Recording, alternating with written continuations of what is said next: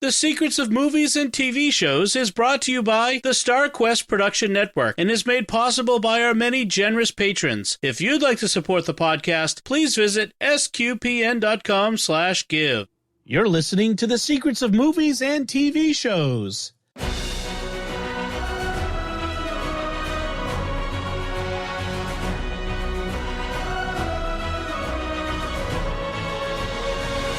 Hi, I'm Dom Bettinelli, and you're listening to The Secrets of the Cowboys, where we discuss the hidden layers and deeper meanings of this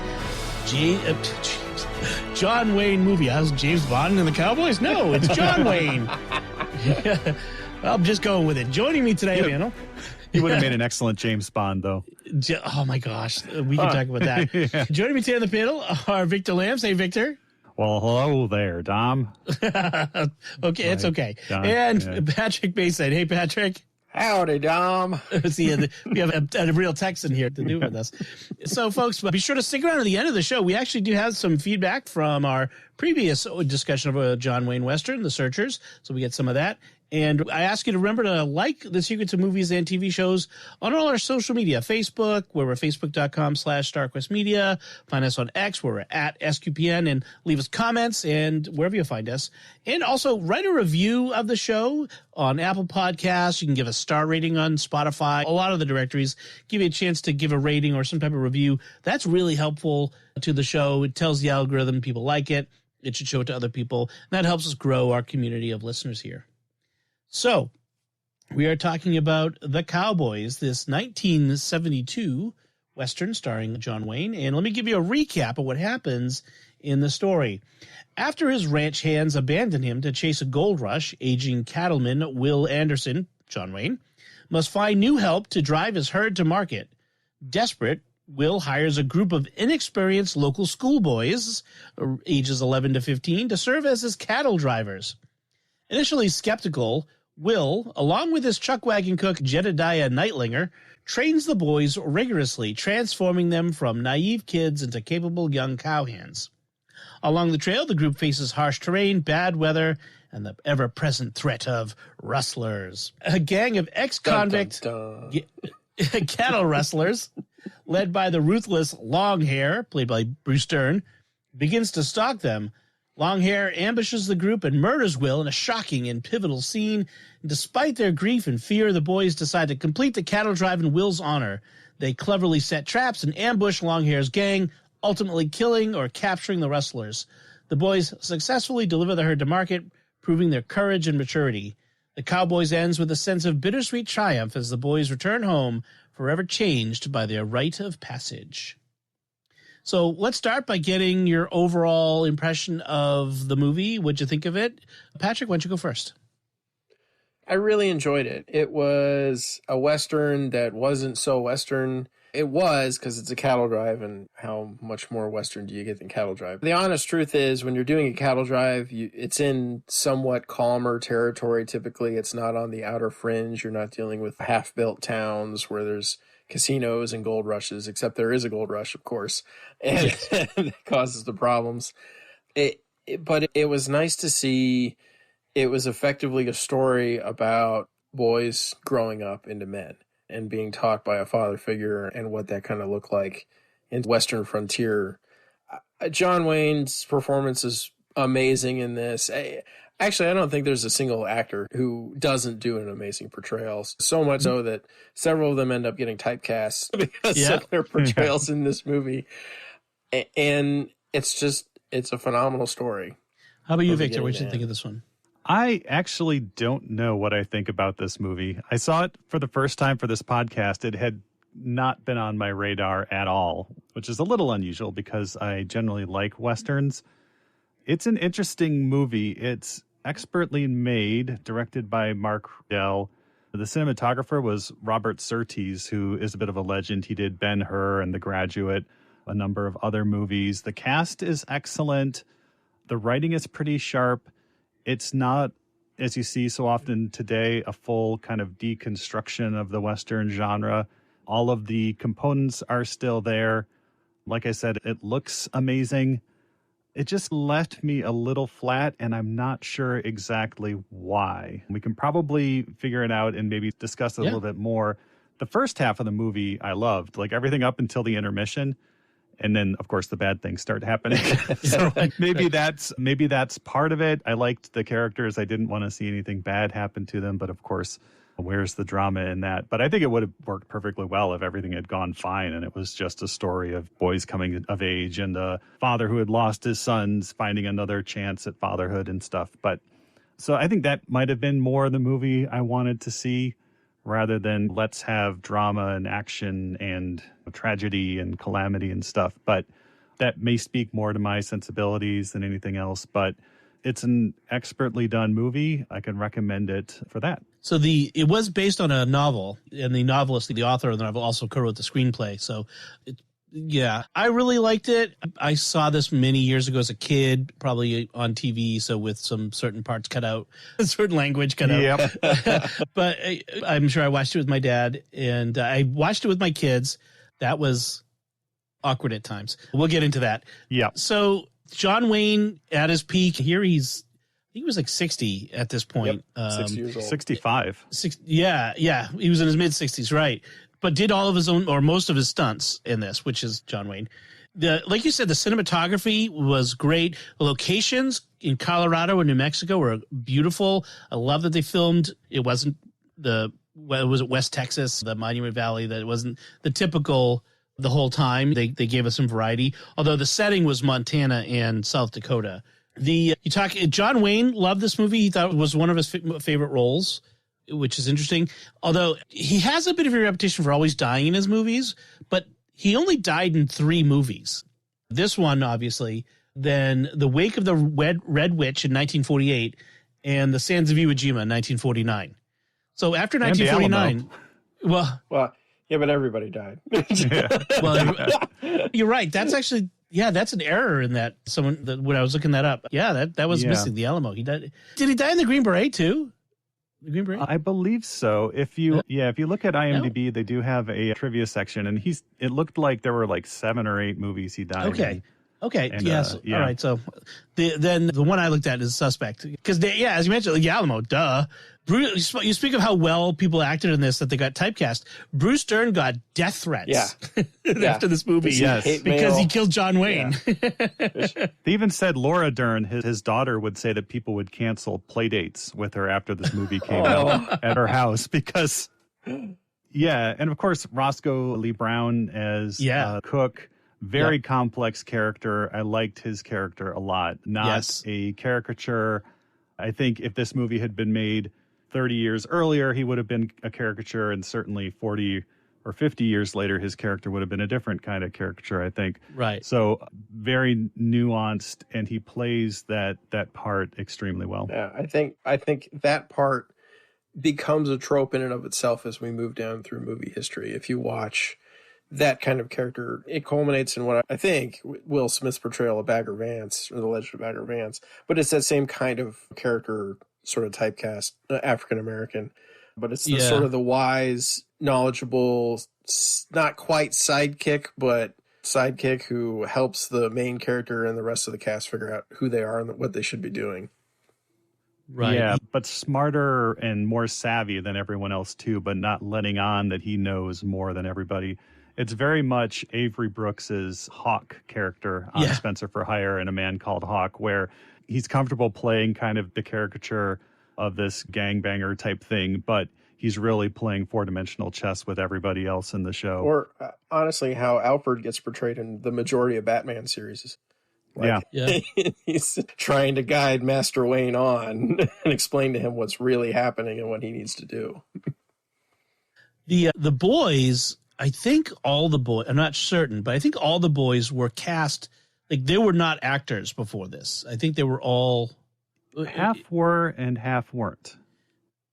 I'm going to guess A. Martinez was actor beforehand.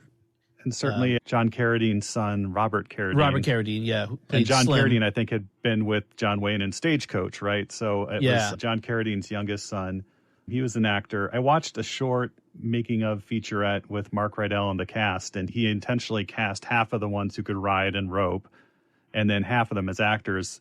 with the idea that the ones who could ride and rope would teach the actors how to ride, and the ones who were actors could teach the riders how to act. Yep. And you can't tell when you're watching it who No. the actors are and who the riders are. It's really good job of directing. Right. Directing a cast of young people like that is always a hit or miss proposition, but he does a tremendous job. So, I don't know if you guys noticed, the score was composed by John Williams. John Williams. Early Yes. John Williams. This is Yeah. early his career. This is around the same time he did Fiddler on the Roof, the score for that. Not the musical numbers from Broadway, but the score. But you could tell, I could tell as a John Williams fan, like the sorts of things that John Williams would be known for. It's not like he reused things in Indiana Jones or Star Wars, but it's that peppy, the uplifting music that he's just known for. It was so good to hear that. All right, so let's look at from a 2025 perspective, what some people would call problematic, or just the rough parts of the film. There's language. There's the use of what today we say the N-word because we're not allowed to say the word otherwise, and it's a bad word. So let's not say it. But the euphemism, Wasn't the N-word. going to. Yeah, exactly. I'm reassuring the listeners that we will not use the word. Disappears suddenly after saying that word. Before I watch any movie with our kids, I'll go to IMDb and click on the parents guide there just to see is there any thematic or problematic material that I wouldn't want to watch with my 10 or 12-year-old. And based on what was in there, I passed on that and I watched this after I wish I'd done that. Went to bed. Yeah, so there's another kid who stutters, and in order to get over his stutter, John Wayne causes him to curse over and over again. But there's a very good reason for encouraging him to get over his stutter. It's because he almost got someone killed because he was stuttering. That was a tricky scene for me because my son, who was watching with me, has a stutter, and I was work that way. Yeah, you're not gonna yell it out of him. But I wanted him to understand, like, this is not gentle parenting by John Wayne here. This is the opposite of gentle parenting. It's rough parenting because, and part of it is they are life and death. They're on the frontier. They're cowhands. They're not even on the ranch. They're out doing the jobs of adult men and being unable to. If it was a grown man, he would have done the same thing to him and maybe just sent him packing home because your disability, or as we would call it, is going to get somebody killed. So it's hard to watch because this poor kid, you feel for him, but you get the point that he's trying to make, which is you got to get over this because you almost got this other kid killed because you couldn't yell for help. So yeah, that was hard to watch. There's also some sexual innuendo.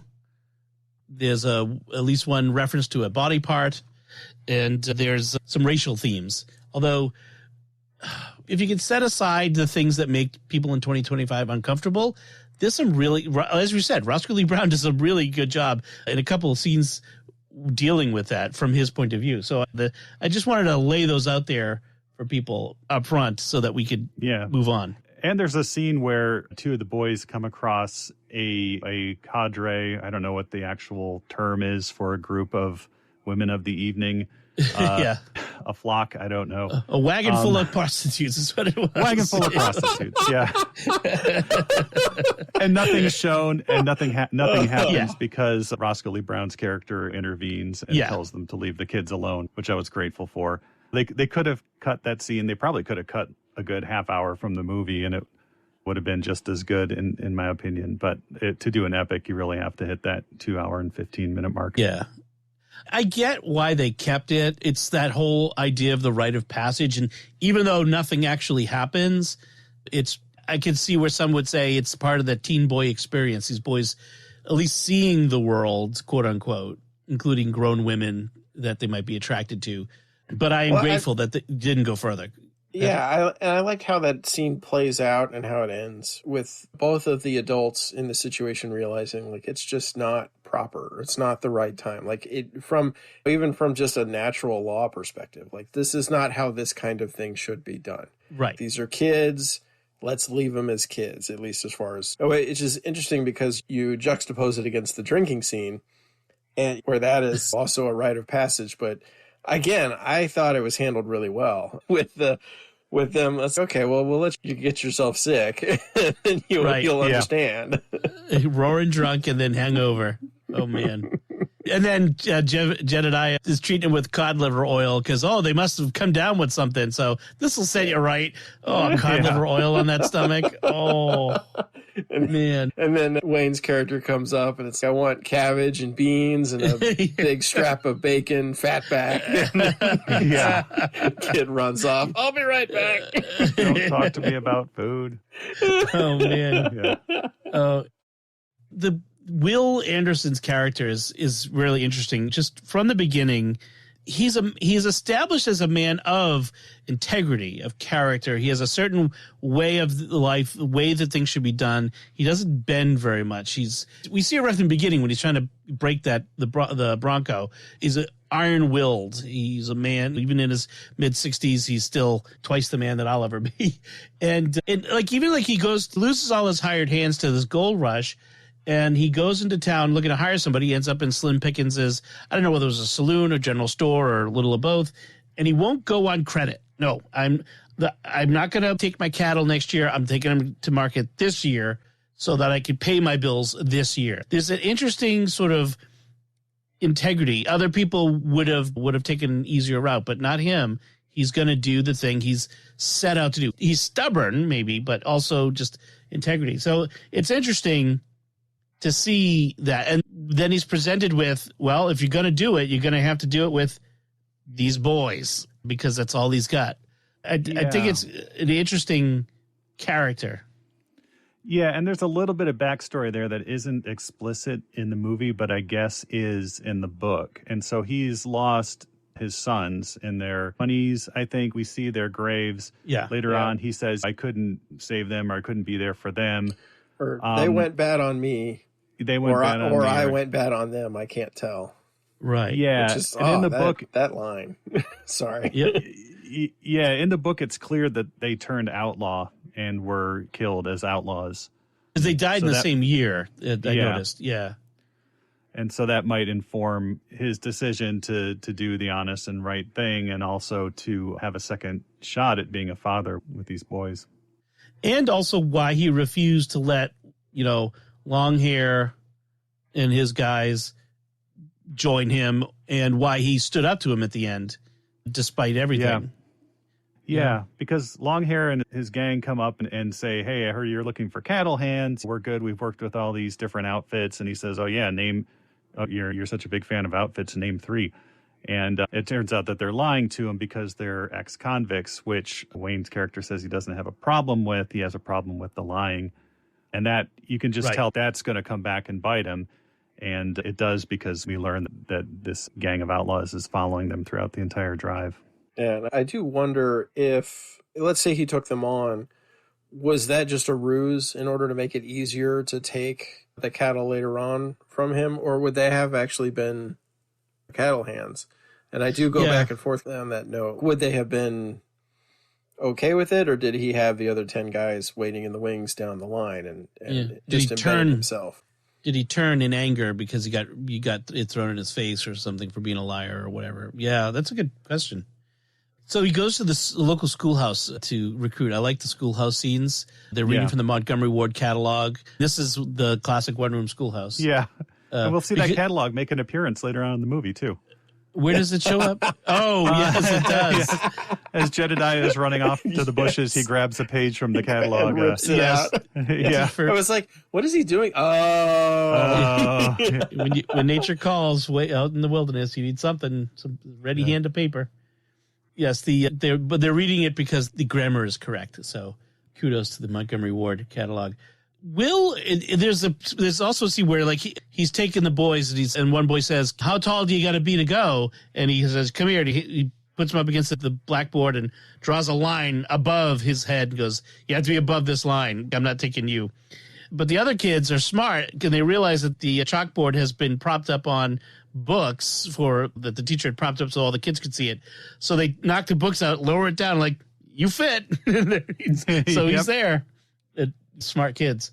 But Will's concern is for his wife. I think this was an interesting scene with he and his wife. He's, I don't want you to end up as somebody's fry cook because I couldn't provide for you. And it's a poignant scene when you know what's going to happen. that he isn't coming back from I just want you to come back from the drive, and he isn't coming back from the drive. And it's this, like a lot of these Westerns, they showed how hard the life is on the frontier and how cheap life could be at sometimes. Like we just talked about in The Searchers, just how deadly it could be. And so that was a poignant scene for me to see that, and to see how concerned he was to get these cattle sold so that his wife could be taken care of. And I assume that's one of the things that was in a question for me. Who got the money from the cattle drive?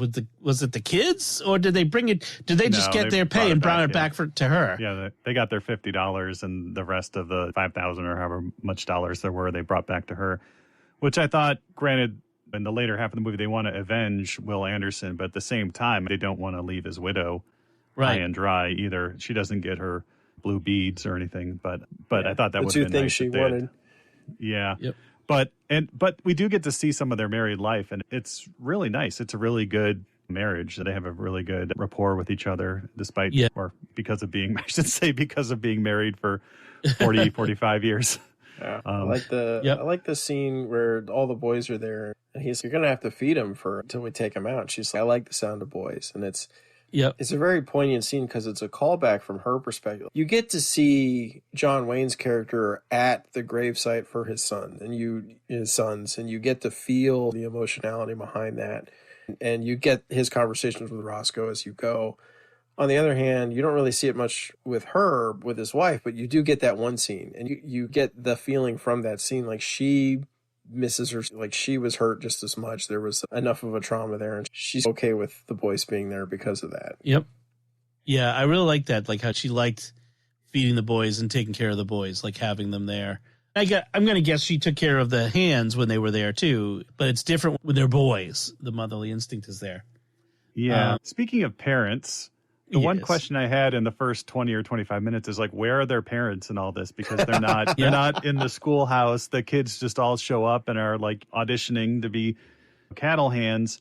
But we do get a scene with the parents, and I guess a lot of the parent actors were the parents of the actors doing a tearful send-off. And it's kind of like when you drop your kid off at summer camp, only these kids are going on a cattle drive. 2 month summer camp. Yeah. 2-month deadly summer camp. Yeah, I can't imagine sending my son off on a cattle drive for 2 months and one of them didn't come back. I was thinking about that. Yeah, it's the Jewish. It's kind kid. He was the Jewish kid. Yeah, Schwartz, the stutterer, a kid named Fats, Cimarron, the mistake of nature, Slim. Yeah, it is amazing, the idea that because the kids. This $50 wasn't going to go in his pocket so he could go spend it on Lego sets. This was for the family. He would go, we would earn money, and the family would have the money. I'm sure they would buy him things he needs or whatever, but this is the way it was. You work to provide for your family. Yeah. Well, you have that scene where he gets asked, when was your first cattle drive? How old were you? And he won't say initially, and he's like, how old? I was 13. Yeah. Even today, I remember seeing, you guys ever hear of Pioneer Woman? She's a big time blogger. Now she's on Food Network as a cook. Her husband owns a big ranch down in Oklahoma. And I remember years ago when she was still just a regular blogger, her talking about her kids getting up at 4, 5, 6 years old, getting up at 4:30 in the morning and riding horses to get the cattle in. I don't know if they were 4, but they were little. And it was like, this is life on cattle ranches even today. This is what being a cowboy is about. You start at a young age. And there's a fun scene where they have to each ride a mean bronco that he was trying to break for 6 seconds or something like that in order to prove themselves. If they can ride the bronco for 6 seconds, they're in. And each one, I think Slim goes first, and then each one follows until Cimarron comes, and I think he's the one who actually breaks it. He gets it to calm. So played by A. Martinez, which he's been in everything, but Longmire is what I know from most recently. Yeah, I was just thinking that. Yeah, I was going to say Longmire, where he plays a Native American. He's a longtime actor. Gosh, that guy's been in so much. Yeah, and that's a great scene because he's trying to figure out a way to get rid of the kids. I'm not doing this. I'm not taking them with me. This is not. And you're thinking to yourself, you're just going to do this with you and the cook. Then that's what's going on here. Yeah. And he sees the unbroken horse, and he's like, I have a way to get rid of them, or at least weed some of them out.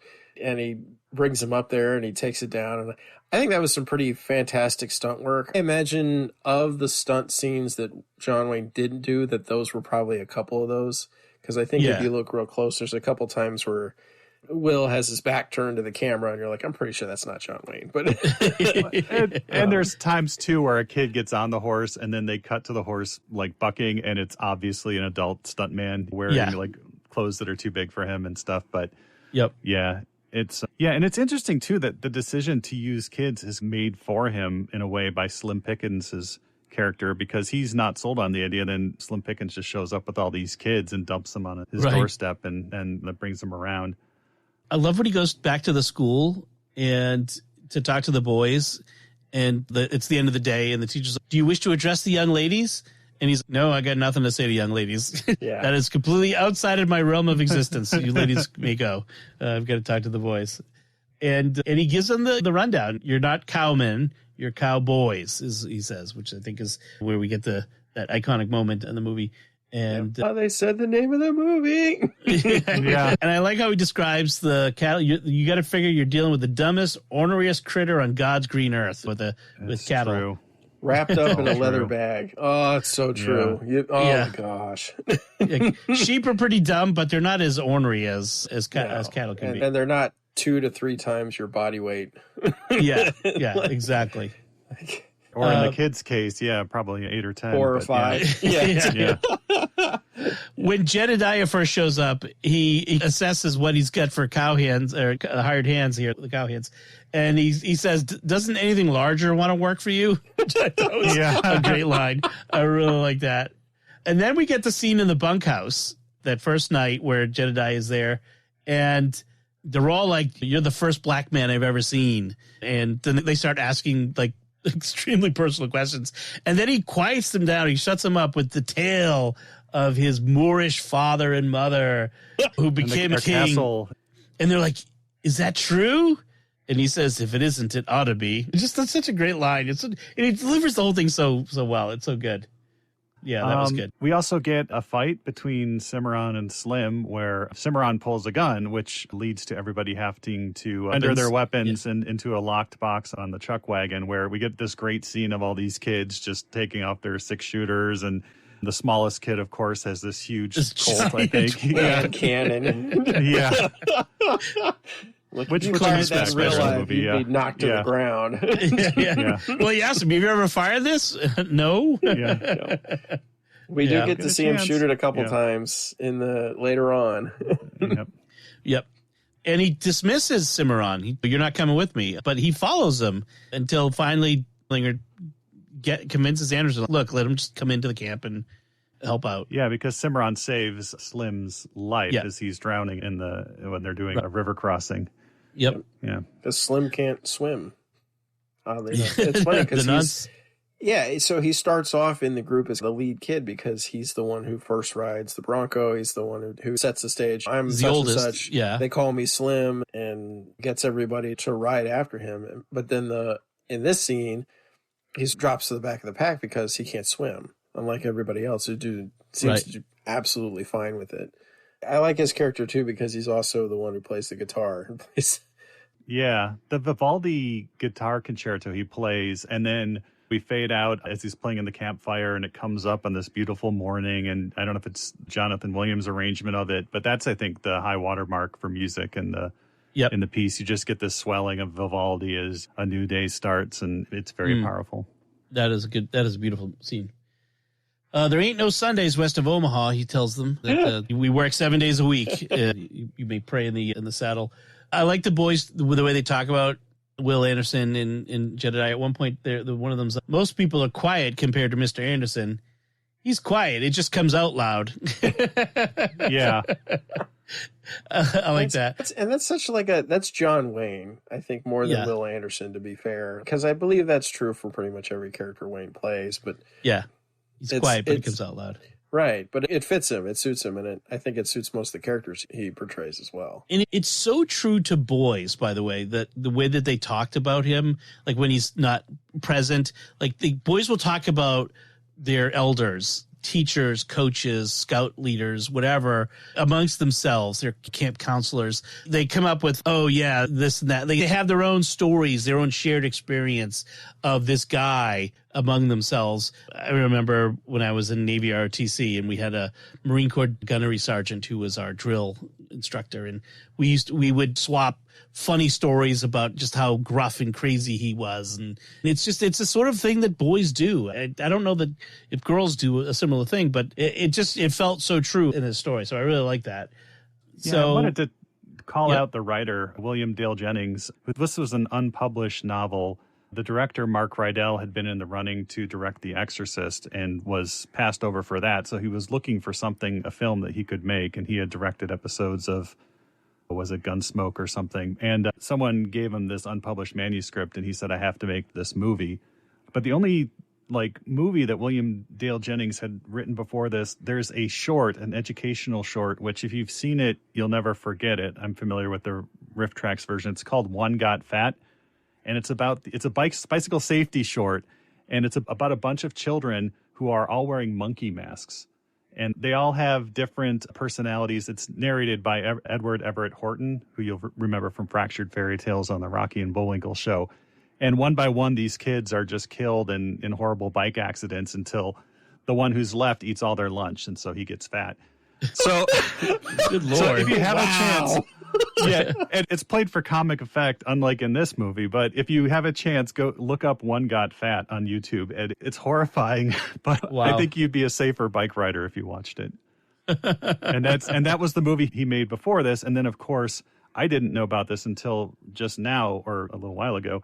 They made a 12-episode TV show based on this a year or two later. Yeah. With much of the original kid cast, but Moses Gunn replacing Roscoe. The actor. Yeah, Roscoe. And then I guess Clint Howard was in it. DeForest Kelley was in it. So I think I might actually like the TV show better than the movie, because if it's made for TV, it probably isn't as brutal as this movie. Yeah. So I'll be looking that up as well. There is a interesting moment where Dan ends up riding off to, was he chase a horse or a cow that gets loose and runs into Longhair and his gang? Yeah. And there's this intimidation scene where Longhair basically scares Dan witless, so that if you say a word of having seen us, you're the first, we'll kill you slowly when we catch up to the group. Yeah, he holds a knife to his throat and then basically almost drowns him in the river, too. It's pretty intense. Brutal. Yeah. Yeah. And it turns out a lot of that was actually improvised. Like that, a lot of that wasn't in the script. Like the whole dunking him in the river, that was improvised. And, wow. And you watch it, you're like, wow. Poor kid. Yeah, exactly. No wonder he looks so terrified. He didn't see that one coming. Yeah. There's no warning on that one. And so what we end up with is Dan. He's afraid of standing watch at night over the cows, and he ends up dropping his glasses. He and Charlie are on watch. They're on a little bit of an overlooking all the cattle milling around, and he ends up dropping his glasses. And Charlie goes down to get it, and then the cattle get spooked and trample Charlie, and that's how Charlie dies. And it's a sobering moment, because we've had the funny, the kids get drunk, or the singing the songs, or getting yelled at by John Wayne. But now that's really where the story takes a real turn. Yeah. Maybe a little earlier when they run into Longhair, but it's a dark moment in the story. It's exceptionally grim, too, because the only reason Charlie was there with Dan helping him keep watch was because Dan was so petrified that Longhair would come back and kill him that he didn't want to stand watch. And so Charlie was being the good friend and popped down. And so I don't know, that's where the movie fell off for me. I know that's the drama and the stakes raising and stuff, but knowing that the writer also wrote One Got Fat, I understand a little bit more about why he put his kids through this. I just think he has a thing for, I wouldn't say harming children, but it's probably not that. Not that. Yeah. Well, I thought it was a very good way to get two things across, and that was that, like, as fun as all of the adventure has been so far, other than the almost drowning, like, this really is real. This is the frontier. This is the prairie. It's not easy. What you're doing is not easy, and what they're doing is not easy. And then on top of that, there's the classic fairy tale and I wouldn't say, I would say modern fairy tale morality play, which is always the bad stuff typically only happens to bad people and good stuff happens to good people. But classic fairy tale and the reality we all live in that's not how it works. Bad stuff happens to good people. Sometimes crazy things happen and there's no accounting for it, and you could go, and the rougher your world is, the more extreme that gets and the easier and quicker it can come on. And I thought that was a good way to get that across without making it too gruesome. Will has a good speech at this point, over a few words over the grave after they just buried him. He says, sometimes it's hard to understand. This was a good boy. He'd have been a good man. Didn't get his chance. Death can come for you any place, any time. It's never welcome, but if you've done all you can do and at your best, in a way, I guess you're ready for him. And it embodies that idea. It's a rough world. We're all going to die one time or another, so just be ready for when it comes for you. That you've done your best. If John Wayne gave that eulogy at my funeral, though, I'd want a do-over. Well, John Wayne were giving a eulogy at someone else's funeral. But for Will Anderson at the side of a grave of a little boy that he was supposed to protect out in the wilderness, I think he did a decent job of conveying some important truths to these kids about life and death. Patrick, as you said, he told them up front, this is not playtime. This is real. Some of you could die on this. You get hurt on this. So treat it seriously. And I think for me, the movie here is showing the stakes. The stakes are real. This is not a Disney romp playtime. This is a real, because that's the thing is, if you watch like Disney movies with kids of the time, the kids always are fine, never in harm. They are put in quote unquote peril, but they're never really in peril. Whereas here, these are kids, but this is serious. And I think I'm not glad he's dead, but I'm glad that the stakes were real. Yes. And ultimately it's a character in a movie, but I think it does portray the kind of things that happen in real life. Will was 13 when he went on his first cattle drive. This kind of thing was probably not terribly uncommon. Well, in fact, kids, in some ways, it is a bit of a modern conceit because 16 years old was often considered an adult by then. You're striking out on your own at that point. Yeah. I remember one of my old pastor, Father Tim Murphy, who had family back in Ireland, and he said he would go back to Ireland, this is in the 70s, and go to the country village, and at Mass, after Mass, all the men would be standing around talking about the sheep futures or whatever, and there'd be a 15-year-old boy standing there with them, one of the guys, just one of the men. He was accepted as an adult, just even as recently as then. So in some ways, the movie kind of is a bit of a modern conceit in conveying that somehow that the boys, at least the older boys, would have been too young. All right, we already talked about Mrs. Collingwood. I don't think we need to talk about the wagon full of women anymore, except to say that wagon of ill repute. I will. There you go. I will reiterate that Roscoe was very tactful in what he said to Mrs. Collingwood. Is it me, or does Colleen Dewhurst look really odd in this? The way she talks is really weird. I don't know what it is, but she had the weird affect in her voice. I don't know. I think it was just meant to be a little off-putting. Yeah. Yeah. Almost like she was a foreigner, but maybe not. Like it was hard to figure out what they were going for with the way she was talking. Yeah. It was a little creepy. It was real weird. So it's when the chuck wagon breaks down is when Longhair and his gang make their move. And so Mr. Nightlinger and one of the boys, I don't forget which one, stay behind.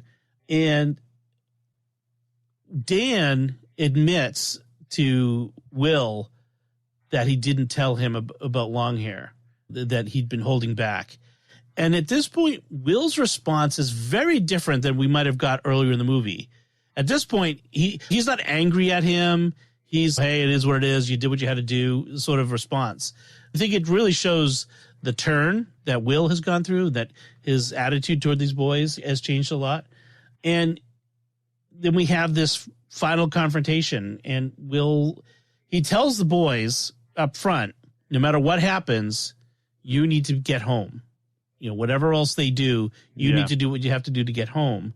Stay out of it. And even act like afraid children, right? I know you're capable of more than that, but act like young boys. Yeah, exactly.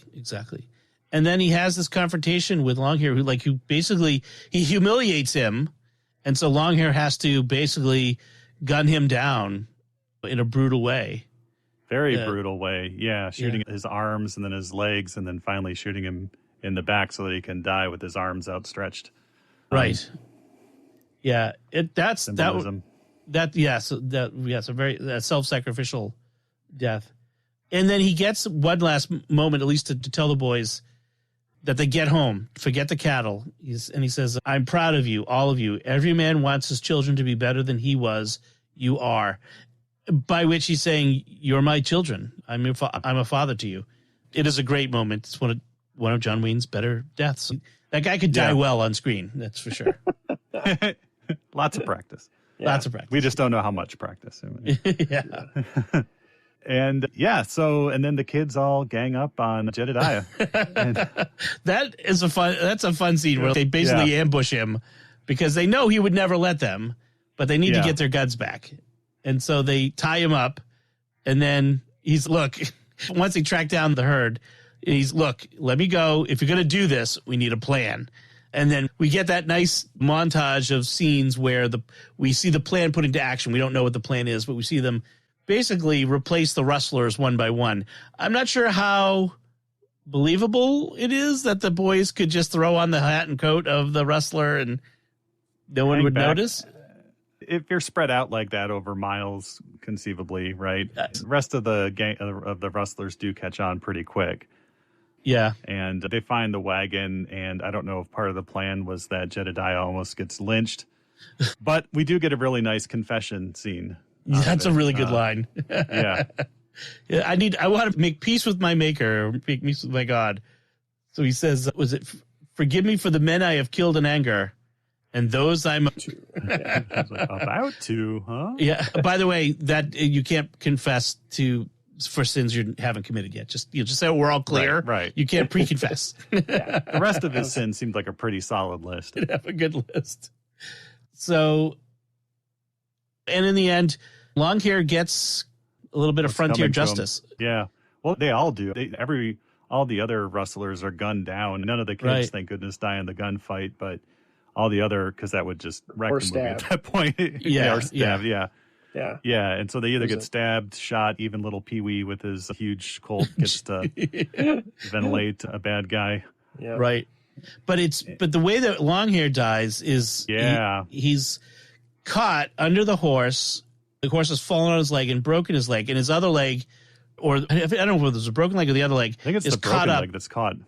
Oh, in the stirrup. It was the other way, but it doesn't really matter. I'm not sure it matters in the end. But don't let the horse get up, because if the horse gets up, it'll race off and kill him. Whether he'll drown in the stream or die from getting his head bashed on the ground, one way or the other.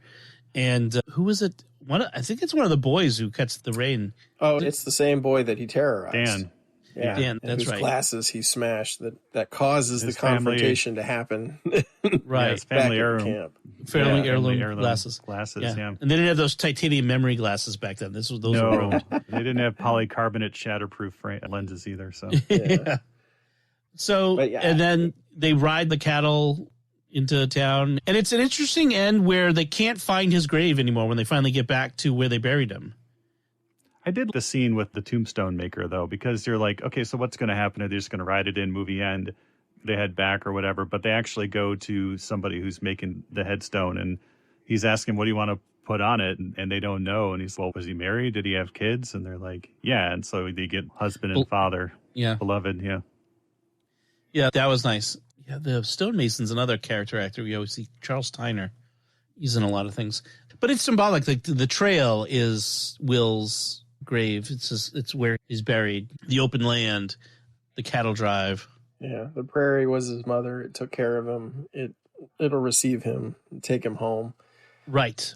It reminds me a little bit of City Slickers, where what's his name? Jack Palance Jack Palance's character. I forget the character's name. Curly, right? Curly, was it? Yeah. Oh, was it? Okay. Whereas Curly, the brother, I don't know. It was. There's a little bit of resonance between these movies, isn't there? Because the City Slickers in that movie, including Billy Crystal and John Billy Crystal, Lovitz, I think. Yeah, John Lovitz and the tall guy from Home Alone. Stern, Daniel Stern. Daniel Stern, yeah. They're the boys who become men in that one. And Curly is Will Anderson, who dies on the trail, and they have to finish the cattle drive for him. This parallelism between those two movies, I just didn't realize that before. Yeah. Well, and I think it speaks a lot to the dissolution of modern coming-of-age ceremonies and rites of passage, right? So it's in our day, I think it's moved on to high school graduation or maybe even college graduation, which moves the goalpost down the line, right? So you're 18 or 23 or however old. It took me like 7 years to get through college, so I don't know when people normally graduate. Same. So we get people like in City Slickers who are 40-year-old men who don't feel like men, right? And want to go through one of these experiences that really tries you and makes grit down and understand what it really means to be a man. I think the I memorable think it's line from that. Yeah, Billy Crystal, the ad executive, says, "I sell air." Yeah, right. And one of the things I'm grateful about being Catholic is that we have that kind of stuff built into our religion. In particular, I love the concept of retreat and pilgrimage. This idea that you're going to take on less than you have. You're going to strip yourself of all the creature comforts, and you're really going to grit down and do your thing and get in communion with God. And that using that as a rite of passage, I think, is extremely helpful, especially in the modern era, which is societally is devoid of it in a lot of ways. I agree. I think we just don't have enough of those things for the kids. Like as an adult, we can do that. What can we do? Like for me, with my boys, sending them off on like scout trips. They're going to Washington, D.C. with their scout troop and sending them across state lines far away for several days at a time. When I was a kid, when I was growing up, sure, take them for a week. We'll see you in a week. Now we're much more afraid to, some of us are, much more afraid to part with our kids like this. Never mind send them on a 2-month cattle drive, 400 miles. Yeah, the world's crazier now than it was certainly when we were kids. Our 12-year-old was confirmed today, and I'm really glad he got to do that instead of a cattle drive for his adult initiation ritual. Yeah. Yeah. Although I wonder if we should be finding ways, maybe not at 12, but maybe at 17 or 18, finding ways for at least, I only speak from a male experience because that's all I can speak from, to have that sort of opportunity to see yourself independent and strong and mature and to do a hard thing that's worthwhile. Some young men do that by going into boot camp and in the military service. But I would love for there to be opportunities for other young men to do similar things. Yeah. As long as there's guardrails. That's well, yes. I think scouting provides or has often provided that for a long time now, especially with the stuff when you get to Eagle Scout level and you're going out to Filma and some of the other the high adventure base camps and and you're doing some of that stuff. But scouting has become less and less a thing, and it's the organizations who do scouting are becoming more and more questionable and question markish, and so the desire for a lot of people to do that has dropped off, and so it's leaving this gap of what needs to come in and fill it. Well, they're becoming safer, and I'm not saying that children should be put in mortal peril. Yeah, but we're not advocating cattle drives for everybody. But I feel like sometimes the lawyers get a little too much say in the sorts of things that the scouts can do. And I'm speaking scouting because all 5 of my kids are in scouting, but sometimes the lawyers get a little too much say in so the guardrails get really close as opposed to let them be a little freer to do things in life. And so I'm not sure where I'm going with it. It's just that, again, I don't want my kids to die on the cattle drive, but I think there should be rites of passage. We should find ways to have all our kids, boys and girls, to have rites of passage that help them to grow. And certainly the sacraments are among them. And maybe even in the church, we could do a better job of making the sacraments a sort of rite of passage, confirmation, a rite of passage. We went on retreats when I was in school, and retreats can be good, but they have to be done in a way that provides that opportunity. And it's not just a weekend to hang out and mess with your friends. Right. All right. So we do have some feedback. Well, before I go, any other notes on the Cowboys? I just want to make sure you guys didn't have anything other notes to share. I still don't know what to think of it. I mean, All right. It's a good fair. a good movie. I just don't know that I'll watch it again. Okay. Patrick, did you have anything else? I liked what you said, that it was, the justice term, right? Because this is always a question mark about justice or revenge. Are the kids just going after these wrestlers for revenge purposes because their mentor, their father figure, died in a very brutal way? And I think one of the reasons it was very important for the show to show how evil the wrestlers were, just in how unhinged their leader was as well, and how willing the rest of them were to go along with it, was to make sure that what happened to them wasn't just revenge, right? This was actually justice, because you have a society that doesn't have a standard police force all around. There is a back and forth, and there is okay, well, if you did this thing to me on purpose, then the proper recourse is to serve something back to you.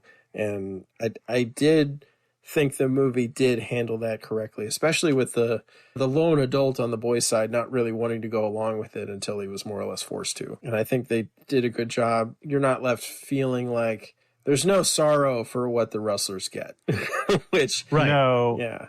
And there were no other options either. If they were going to get that cattle to market, there was literally no other way to do it. Although I think they all have PTSD and therapists didn't exist in the Old West. But after all they've gone through, and then the fact that they just shot a bunch of guys, I think they're going to probably have nightmares for a little while at least. Perhaps, yeah. But they'll drink it away. Don't worry. Yeah, exactly. Sour Mash is for. Yeah. Sorry. Different time.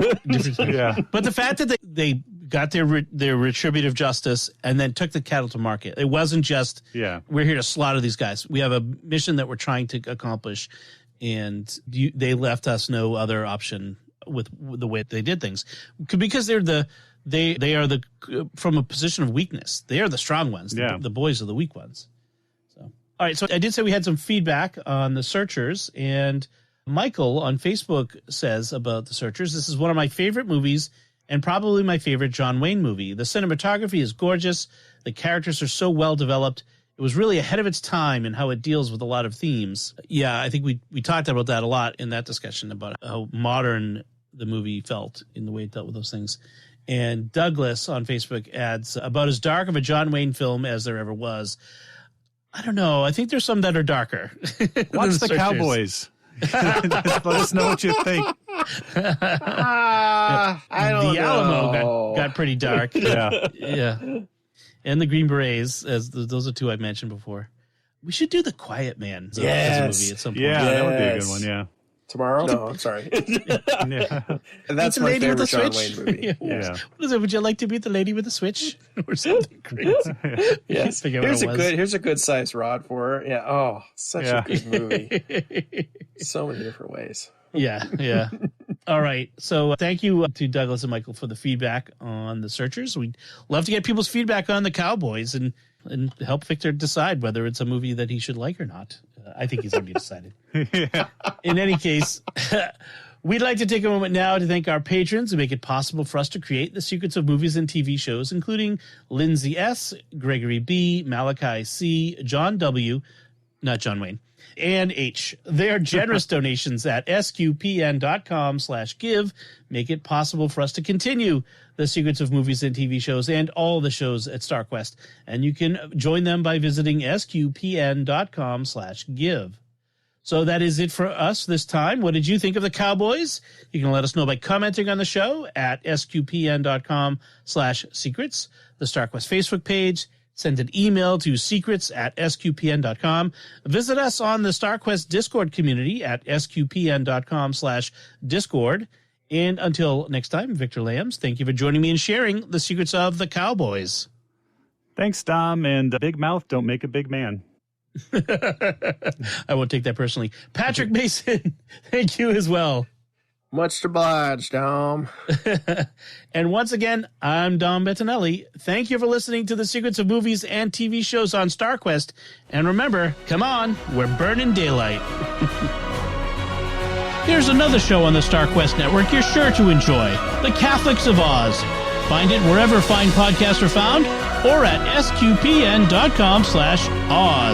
We'd like to thank Patrick McCaffrey of Moonshadow Studios for editing this episode.